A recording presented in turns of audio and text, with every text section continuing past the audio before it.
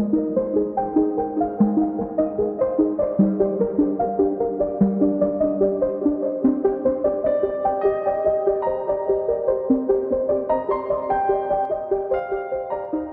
Jakarta, perubahan hampir selalu terlihat dari apa yang dibangun.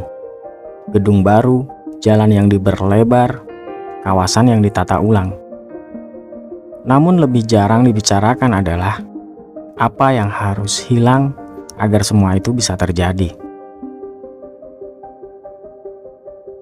Penggusuran kampung bukanlah peristiwa yang datang tiba-tiba. Ia bukan satu kejadian, melainkan rangkaian keputusan yang berulang, terjadi di waktu yang berbeda, dengan alasan yang seringkali terdengar sama: penataan kota, pembangunan, dan ketertiban. Tapi di balik kata-kata itu, selalu ada sesuatu yang lebih konkret. Rumah yang dibongkar, lingkungan yang hilang, dan kehidupan yang harus dipindahkan. Sejak pertengahan abad ke-20, Jakarta berkembang dengan kecepatan yang sulit dikendalikan. Urbanisasi membawa banyak orang dari berbagai daerah datang dengan harapan yang sama, mencari kehidupan yang lebih baik. Namun kota tidak selalu siap menerima semuanya. Lahan terbatas, perencanaan belum matang, dan dalam keadaan kekosongan itu, kampung-kampung tumbuh dengan caranya sendiri. Tidak selalu rapi, tidak selalu sesuai aturan, tapi cukup untuk menjadi tempat tinggal. Bagi banyak orang, kampung bukan sekedar tempat tinggal. Ia adalah ruang hidup, tempat membangun relasi, bekerja, dan bertahan. Seiring waktu, cara pandang terhadap kampung mulai berubah. Apa yang sebelumnya dianggap sebagai solusi, perlahan dilihat sebagai hambatan. Kepadatan meningkat, infrastruktur tidak memadai, beberapa wilayah dianggap tidak layak huni. Dalam logika pembangunan kota modern, kampung sering ditempatkan sebagai sesuatu yang perlu ditata, atau dalam banyak kasus dipindahkan. Alasan yang digunakan hampir selalu serupa: normalisasi sungai, pelebaran jalan, pembangunan fasilitas umum, atau penataan kawasan. Di atas kertas, semua itu terdengar rasional. Dalam sejarah Jakarta, kebijakan penggusuran muncul di berbagai periode kepemimpinan. Setiap gubernur membawa pendekatan yang berbeda, tetapi arah umumnya tidak banyak berubah. Kota harus ditata, dan ruang harus disesuaikan dengan rencana. Pada masa kepemimpinan Ali Sadikin misalnya, Jakarta mulai diarahkan menjadi kota yang lebih modern dan terstruktur. Penataan kota dilakukan secara besar-besaran, dan dalam proses itu, kampung-kampung yang dianggap tidak sesuai mulai dipindahkan.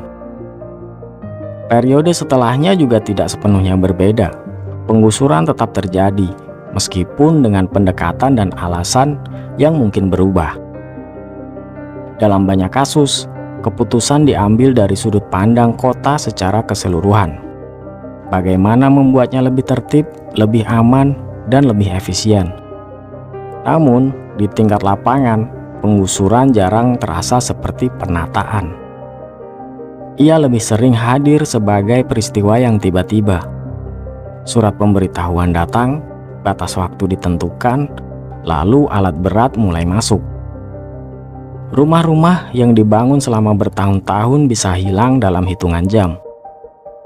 Barang-barang dipindahkan seadanya. Sebagian diselamatkan, sebagian tertinggal. Dan yang paling sulit dipindahkan bukanlah bangunan, tetapi kehidupan yang sudah terbentuk di dalamnya. Sebagai bagian dari kebijakan, relokasi sering ditawarkan sebagai solusi. Warga dipindahkan ke rumah susun atau wilayah lain yang dianggap lebih layak. Di atas kertas, ini adalah bentuk penataan yang lebih manusiawi. Namun dalam praktiknya, tidak selalu berjalan sederhana. Lokasi baru seringkali jauh dari tempat kerja lama. Biaya hidup bisa berubah, dan lingkungan sosial yang sebelumnya sudah terbentuk tidak selalu bisa digantikan. Bagi sebagian orang, relokasi adalah awal baru. Bagi yang lain, itu adalah kehilangan. Di titik ini, penggusuran kampung menjadi sesuatu yang sulit dilihat hanya dari satu sisi. Di satu sisi, kota memang membutuhkan penataan. Infrastruktur harus dibangun, ruang harus diatur. Di sisi lain, kota juga dihuni oleh orang-orang yang hidup di dalamnya, bukan sekedar angka dalam perencanaan. Dan di antara dua hal itu, selalu ada jarak. Penggusuran kampung di Jakarta bukan sekedar cerita tentang bangunan yang hilang. Ia adalah cerita tentang bagaimana sebuah kota memilih arah, memilih apa yang harus dipertahankan, dan apa yang harus dilepaskan. Keputusan-keputusan itu mungkin diperlukan, mungkin juga tidak selalu adil.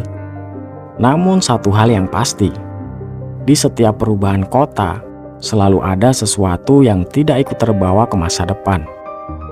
Dan seringkali, itu adalah tempat yang pernah disebut rumah.